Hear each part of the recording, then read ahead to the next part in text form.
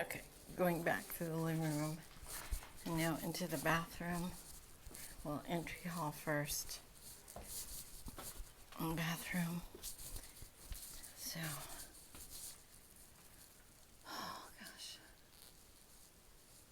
Bathroom looks a little scary to me. We'll see. Every time they're here, they're like, oh yeah, so this, that, and the other, and they seem fine with it. So this still has to be finished. That's the insulation, such as it is. Here as well.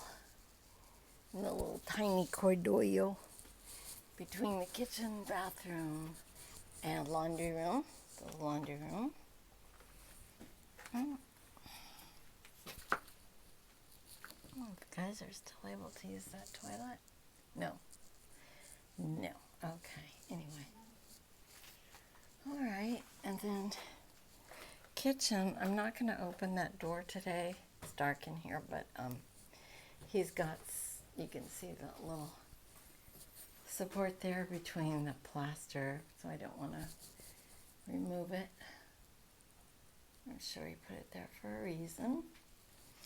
So this is that, quote, new wall between the old wall and the new wall. And then I thought there was maybe supposed to be something in between. So I've just asked the geometra. Geometra and I talked about this space, and they have walled it all up. There was a big hole here, and the countertop, I think, comes from about here. And we thought we could leave this portion above open. So right below this marble, yeah, it's really pretty, the marble windowsill, there could be an opening to store some things.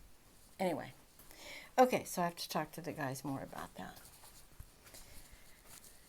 So I don't want to pay for them redoing that little bit since the geometra and I talked about it. Okie dokie, I am going to close up.